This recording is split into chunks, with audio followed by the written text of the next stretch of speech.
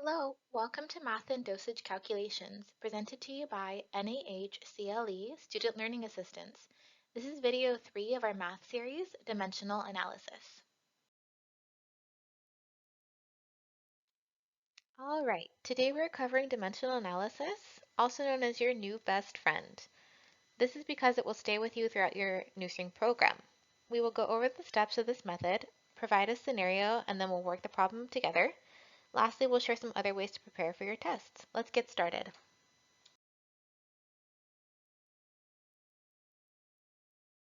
Step 1.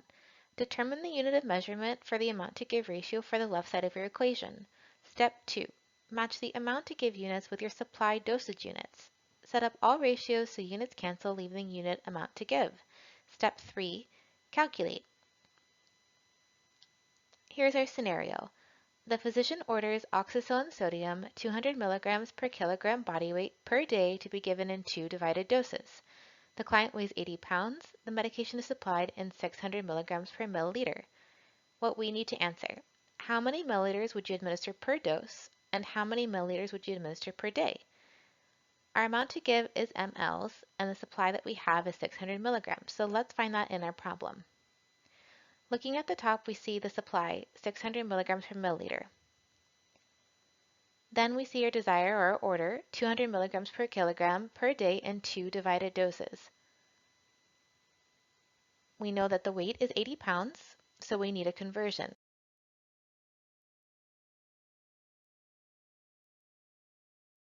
So far, we've taken a look at the dimensional analysis method, the steps in that method, and how to set up your problem.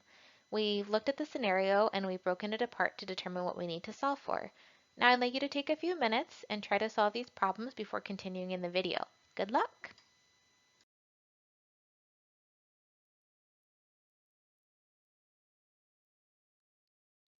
Part 1, we'll solve the divided doses.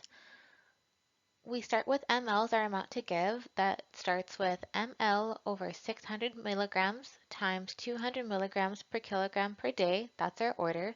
Times our conversion factor, 1 kilogram is 2.2 pounds, times the patient's weight, which is 80 pounds, times 1 day divided by our 2 doses. On top, we end up with 16,000 divided by 2,640, which equals 6.06. If we round it to the first decimal place, that leaves us with 6.1 milliliters. Part 2. We're solving for our daily dose. So we'll set up the equation the same. The only difference at the end will be instead of divided by 2 doses, we'll just leave the 1 day. What that looks like: milliliters equals ml over 600 milligrams times 200 milligram per kilogram per day times our conversion factor, 1 kilogram over 2.2 pounds, times our patient's weight, 80 pounds, times 1 day. When we solve, what do we get? We end up with 16,000 on top. That's the same as our other one. The only difference is on the bottom. We end up with 1,320. We calculate and we end up with 12.12. Now again, if we're rounding to the first decimal place, that would be 12.1 milliliters. A reminder, always make sure to follow the instructions on your math equation. Some might tell you to round to the whole number. Disclaimer: the Math and Dosage Calculation series are a resource created to strengthen the comprehension of the concepts required for NAH's nursing program.